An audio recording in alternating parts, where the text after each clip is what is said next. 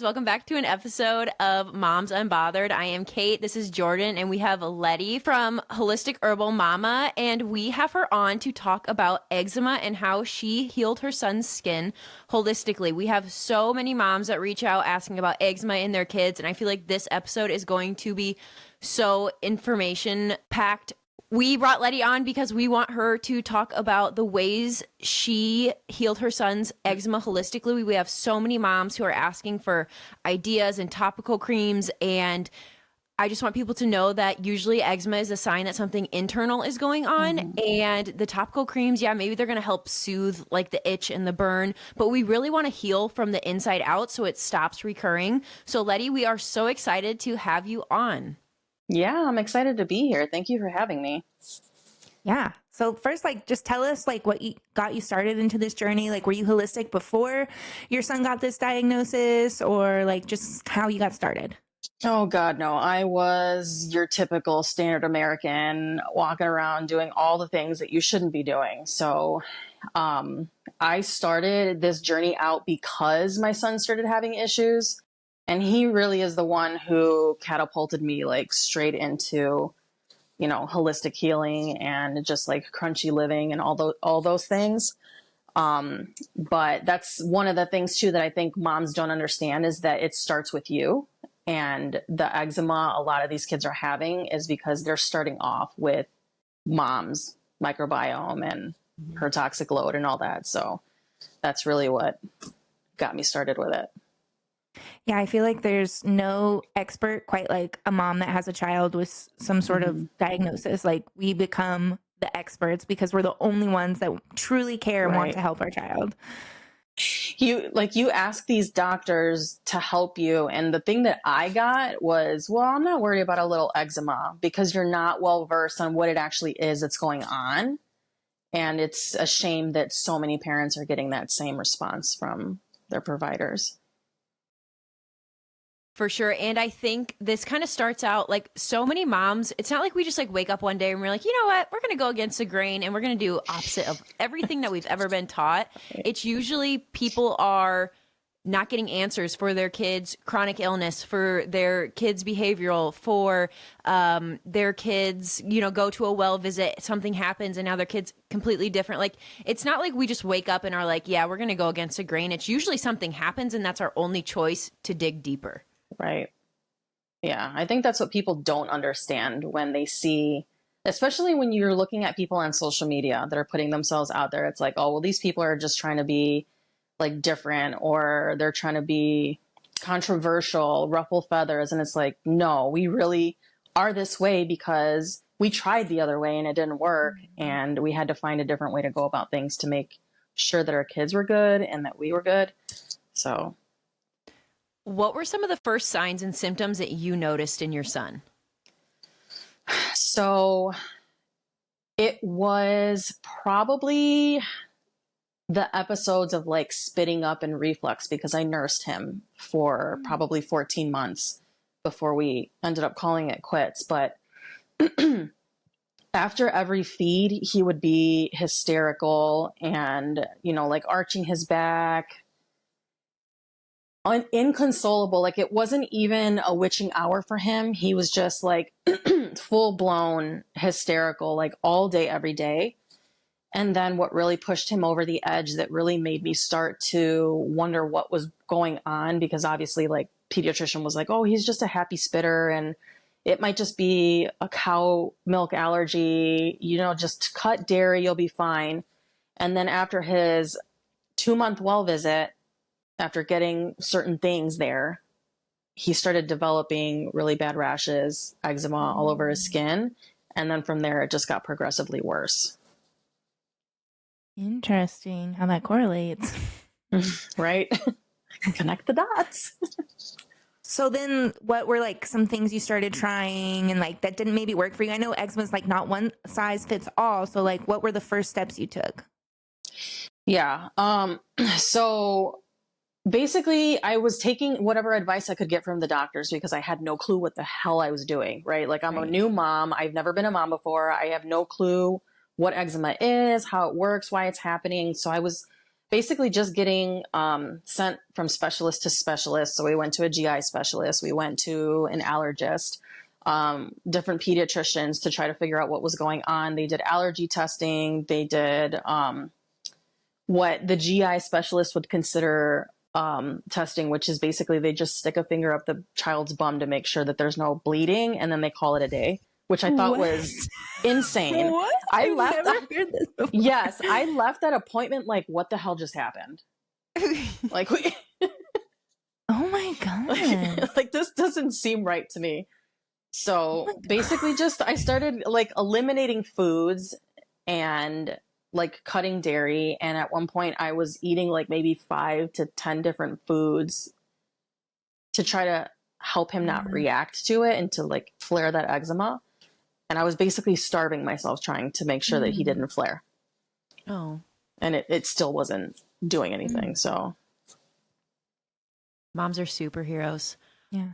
Why do you think that doctors aren't taught that eczema needs to be healed from the inside out, as opposed to just like, because usually they're just like, here, topical, like do this, should be fine.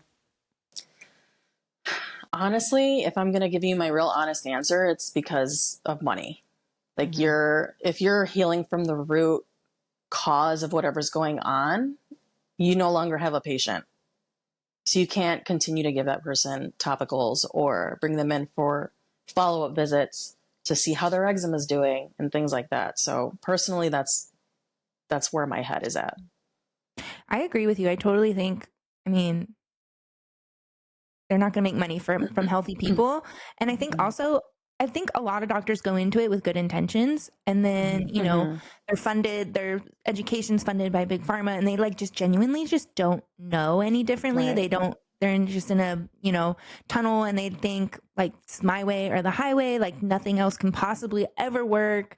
And you know, what's also crazy, I see this acupuncturist, he's probably like 80 or 90, just he's been practicing forever. And he was like, Americans are so like stupid when it comes to medicine. You guys are so new compared to like the rest of the cultures in the world. Like things have been working for millennia, and then you guys come in and you try to ruin it with all your fancy stuff when like we just need to get back to nature and like what actually works. Yeah, definitely. And I also feel like even now, just if we see who's funding these doctorate programs or these schools, like it just, the corruption goes so far deep that it's like, even if people want to have good intentions, like I have friends who are in the medical field because they genuinely want to help people, like they're good people, but it's just like they have no idea what they're signing up for when you're being indoctrinated into this. And I think it's kind of almost like an identity crisis of like, oh my gosh, like I kind of see the light in that, like holistic ways do work, but like how I can't bring that into my practice. Like that's not, we're not allowed to. So it's really like an internal battle of like, I want to do right by people, but I also would like my job. Because there's no studies that support it, right? Right. Yeah. Well, paid studies. There's a lot of those. Yeah. Right. Right. Never mind the thousands of people that say, millions of people that say it works for them. No. Okay, Anecdotal so things are not okay. Oh, yeah. Okay. So the doctors are saying like, oh, it's just like allergies. He'll grow out of it. It's fine. Like nothing you can do. So then what do you do? So then I think it was probably around 18 months that I'm like, okay, none of this is working. I need to find some other way to figure out what's happening. And this is just not it. So I started doing research. I took myself on the internet and I started looking into what other alternatives there were other than just like allopathic Western medicine. And that's when a friend of ours who was starting to kind of dip their toes into more of like holistic practices told us about a pediatrician who was local that was more on the functional medicine side of things. So we went to see her, and that's when we found out from her through like stool testing and things like that, that it's a gut related issue. And that's when it started to open up this whole other world of what was actually going on.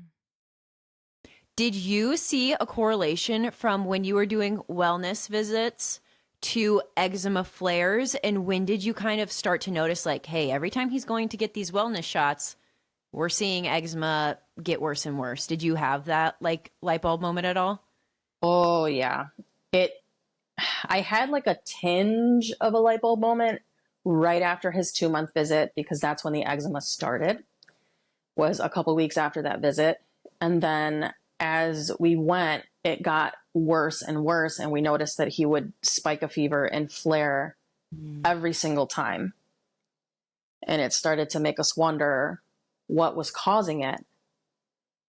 And what was really the light bulb moment for me and my husband actually was starting to dig into what were in those things that they give at wellness visits and seeing what was actually in them and the side effects that can happen. And we saw eczema was on basically all of them, right? Like that's a side effect of those.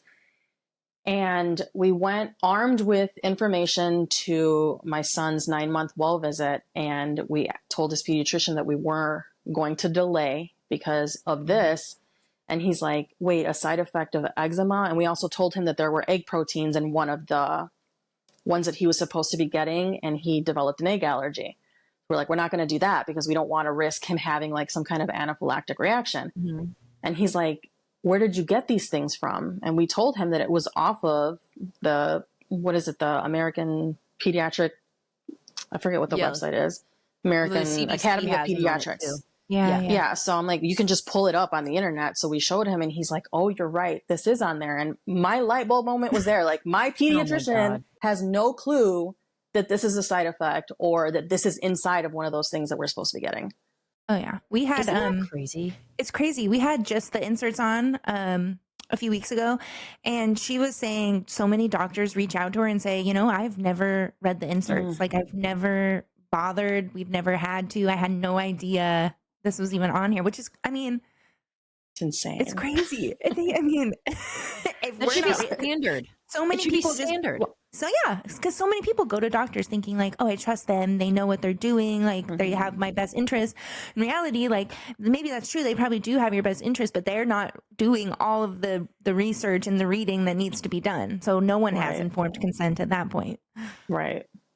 That is crazy. And Letty, isn't it kind of like when you're like going to the doctor and you're expecting them to have the answers, right? Because we are taught that they are, you know, like they have our best interest, but it's such like a holy crap moment when you realize that these people don't have all the answers. And I'm not saying they have to, but like they should at least read an insert to what they're injecting into hundreds of kids a week. You know what I mean? It's just, it's such like a, oh my God, nobody has our best interest but ourselves type moment for sure.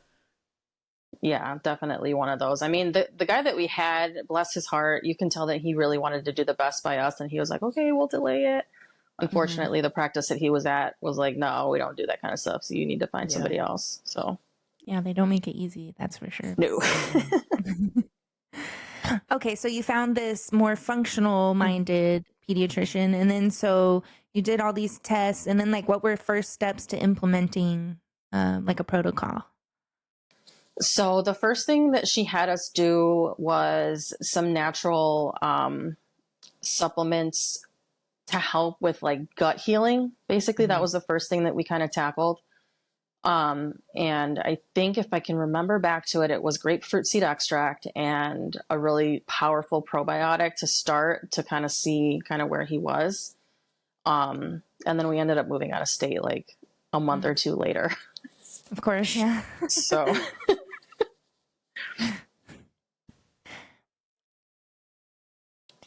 So we had to, we ended up having to find somebody else here that thankfully, I feel like all things happen for a reason, right? We ended up finding somebody else here where we moved, and she went into even further testing and started pulling up things like genetic testing for MTHFR and how that's linked to like some things that are going on in the body, like the processes that are exacerbating the eczema. And it basically turned into like a more in-depth protocol to really work on healing the gut, removing toxicity from the body, and, you know, giving a clean slate so that the body has a chance to heal. And did you notice like a change right away? Or was this, I think a lot of people look for quick fixes, but like these healings take time. So like, when did you start to notice healing? So with all the things that she had us doing, the eczema still was not really budging completely until we started implementing like a detoxification protocol. Mm-hmm. So we were probably about 6 months into the gut healing before we implemented that. And then even once we did that, the eczema didn't fully clear until probably, I want to say between 8 and 10 weeks is when it cleared completely. Mm. Yeah, I noticed that's like a huge problem. People are like, "Oh, I cut out, X, Y, and Z for 3 weeks and nothing happened." I'm like, you have to give these things time. Like, Right. healing takes time. It's much quicker to get sick than it is to heal yourself. For sure. And I So, think yeah, go ahead. I was just going to say, I think everyone wants a quick fix. So it's like frustrating when you don't get the quick fix, or it is easier to go to the pediatrician, get a medication, and then have it go away for a little bit rather than you get to the root cause that's going to take, 6+ months, but then you can like truly fully heal. So yeah, I just think we're so prone to quick fixes that it's hard to hear that it takes time. Yeah, I think it's our culture at this point. Like everybody's just so used to and wants instant gratification for everything that it's hard to be patient and allow things to happen the way they're supposed to. Yeah. Absolutely. Well, it's especially hard too when your child's suffering too. You just want them to feel better. So that Right. being said, are there anything that like did you find any creams or topicals that helped give him like some comfort relief? So nothing that took it away necessarily, but stuff that Right. we used definitely to give him some relief during the healing process. We did implement like detox baths with apple cider vinegar because that's really soothing for the skin, especially when it's in a flare.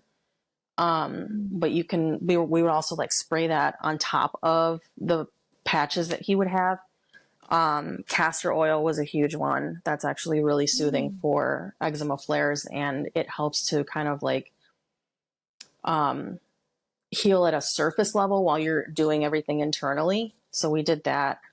And then just basically took like a really big look at what was touching his skin, if anything was irritating it more. So like making sure that the laundry detergents that we were using were not full of toxins or irritants, and just buckling down to make sure that nothing was making it worse. Yeah. I mean, yeah, it's everything in our environment, in our homes can make things worse. It's so hard. So I know you recently introduced Tooth Pillow to your son. Can you tell us why you introduced it and what it kind of is? So basically what was starting to happen was we noticed that he was having, like, even after everything that we did, he was starting to develop more like irritable moments. Like he was really hyper during the day. After we had already done like all this healing, it was starting to happen again. And we were like, well, it's not these things because we already took care of that part of it. So there's something else going on. And we noticed that he was mouth breathing at night. And we took him into a holistic dentist that specializes in Airway. So when we explained to her what was going on, she basically did an evaluation on him and was telling us that like a blocked airway because of improper tongue posture can cause the mouth breathing to happen. And what's going on is like at night, they're not getting the amount of oxygen that they need, and they're awake a lot of the night because of it, and they're not getting restful sleep. And he also has like a little bit of crowding in his teeth as well, which is an indication of like a smaller jaw, like it's not developing properly. So all of these things are tied in, and she's like, I think you should, do like an oral appliance with him that will naturally expand the palate while also helping promote like proper tongue posture. And that should help with what you're seeing and then help his jaw start to develop like it's supposed to. So we introduced it when he turned 3, and I want to say like after 2 or 3 weeks of using it, like the hyperactivity started to go down and like he started to relax a little more. That's amazing. I'm doing Tooth Pillow as well with my son. Are you? Yeah, just because I noticed he was a mouth breather as well at night. But 2, he's never had a cavity in his life. He turned 6, but he went to the dentist and they're like, he has like 6 starting cavities, like not full ones. And they like didn't have a root cause for me. So I was like, it's not lack of brushing, but they had gone into the same thing, like the airways and the mouth being acidic. And it's just crazy how much everything kind of connects, but nobody really knows. Like these Western doctors or dentists, like they just really don't know that it's a whole body, mind, body. And it's crazy that we have to like try to find so many different doctors to do so many different things. Right. When I wish everyone just kind of had the same base knowledge of, there's root cause for everything. It's not just, oh, your kid forgot to brush his teeth, he has cavities. It's like, no, there's so much, it's so much deeper than that. So that's awesome that you're using Tooth Pillow too. I really like it. Yeah. How long have you been using it with him? Only about 2-ish months. We haven't gotten him to the point where he's like fully using it at night. He'll like spit it out at night still. So we're working on it, but I can definitely tell a difference in his like mouth is already starting to expand. Like his teeth aren't so crowded and narrow. It's crazy. Wow, to that's see. really good. Yeah, it's hard to get them to wear it, I feel like. And I think at night, because my son's the same way, we still haven't been able to get him to wear it throughout the whole night. Yeah. His body at one point will spit it out. But I think it's just like their body is trying to adjust to it and they're trying to figure out. Yeah, it's almost like a reflex. They just like spit it out. And I'm like, dude, what are you doing? But he's asleep. He doesn't even know that he's like spitting it out. But yeah, it's like a foreign object in their mouth. But yeah, I think once we get him to like do it longer periods of time, we'll see even more change, which is That's awesome exciting. because we're getting to the root cause of something so much sooner. So that down the road we won't have more problems. It's awesome that we have so much we have so many tools to our availability. It's just hard for people to find them. Yeah, you have to actually go digging for them, which is crazy. Yeah. And it could be overwhelming too. There's a lot of information out there and you don't know which one to listen to. I wanted to let people know to find a holistic, like a biological dentist near you. If you go to IAOMT.com or .org, sorry, you can find biological dentists near you. That's what I did. Because they're like, you try to Google them, they don't even really pop up. So it's like a big directory website you can go to and look that up. We can add Tooth Pillow in the show notes too. If you are wanting to like look into it, we'll add that in the show notes as well. Right. Okay. So if you could go back, what's the first thing you would do like differently with the knowledge you have now? Like what would be your first step? Are you talking about like as a mom with him having eczema or just like in general? Both. Yeah, both. Okay. I probably would relax, chill out, and not spiral like crazy because I think that's at the beginning was definitely like, oh my God, what is life right now? Because you don't know any of these things or even, that they exist. So definitely just kind of chilling out and taking it easy. But I definitely would not have started vaccinating if I had known that it was going to cause all these things at the beginning. I wish I would have done more research on what they were before actually doing them. Amen, sister. But I mean, we wouldn't be here if that were the case too. So, it's like, for sure. Yeah. We like we said earlier, you don't know until you know. Like I didn't know either until my son had a reaction at 4 months. So I'm totally with you. We don't know what we don't know. And we try to do what we think is best at the time. So yeah, if anyone's listening to this and they're like, God, I feel so guilty. Like, don't feel guilty. We all have been there. We don't know what we don't know. We're all learning as we go. right. We can only do better. Well, when you know better, you do better, right? So that's why we're here. Exactly. Yeah. Absolutely. Do you have any words of advice for a mom navigating a similar situation or any pointers you could give her? The biggest thing, and I'd say this to every single parent that reaches out to me now with the same issues, is listen to and tap into your mother's intuition.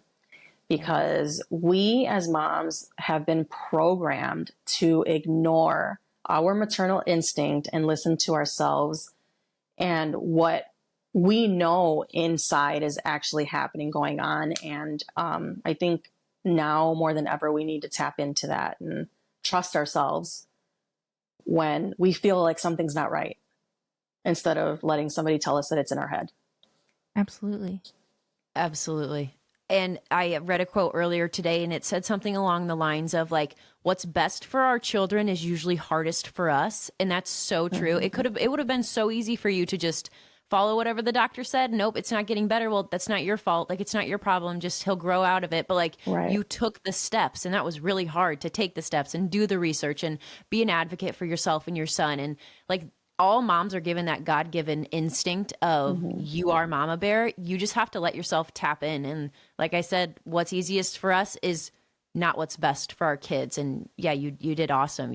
That's amazing that you were able to dig deep, especially for, like you said, you weren't holistic at all before this. Like, that's so amazing that you were so open-minded to doing what's best for your baby. And it just kind of shows like the love you have for him. Like, you were going to fight till you found the answer, and you did, and it kind of changed your life. So that's amazing. Trying to make me cry. Thank you. Thank you for that. We are both just so pro moms stepping into their mama bear instincts. It's just, everyone has it in them. It's just whether you want to dig deep enough to find it. And you obviously did. So I love moms that are like that. I feel like everything is built to work against that. Like, I mean, down to like even the apps on our phone, like telling us our babies need to be doing this and this and this by this month and this minute. Like, not every baby's the same. You need to, listen to your baby and like ignore everybody else, all the noise. Yeah, it's one of those things that I think more than anything, people fear being judged for going against the grain or doing things that are not the norm. And it's tough to see, because although I can understand where they're coming from, also it breaks my heart for the kids that are suffering because of it, So 1,000%. Put your pride aside and got to be a unbothered mom. Hence our and that's name. perfect name for it, because that's exactly what you have to be, especially now with everything that's going on. Yeah, for sure. And it's almost like we have kind of glamorized, well, not us, but like people have glamorized just like doing what's easy, doing what is convenient. Like, it's hard to step out against a grain, like I said earlier. So yeah, I mean, if you're a new mom, like, one of the best advice I can give you is don't be afraid to tap into your mom instincts. Like, you were given them for a reason. God gave you these babies for a reason. And the reason wasn't just to do what mainstream is doing. It was to go against the grain. So yeah, it just tap into your mom intuition is probably my best advice I could give anyone. Yeah. Yeah. You'll only ever regret not listening to yourself. You won't regret listening to yourself. Yeah, for sure. For sure. Okay. Well, thank you so much for coming on. Can you tell everyone again where to find you on Instagram and how to reach out to you?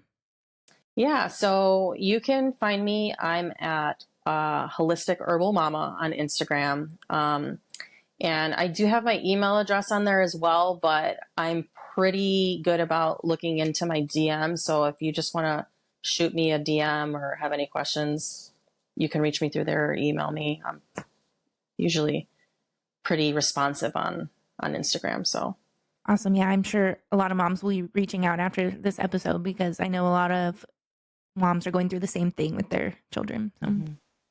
Yeah, and I'm definitely happy to help. It's become my passion to help moms that are going through the same struggle that we were. Awesome. Well, thanks again for coming on. This was fun. Any parting words, Kate? No, that was awesome. Stay tuned for next week's episode. We have so many guests coming on. And yeah, thank you so much, Letty, for joining us. This was fun. Yeah, thanks for having me.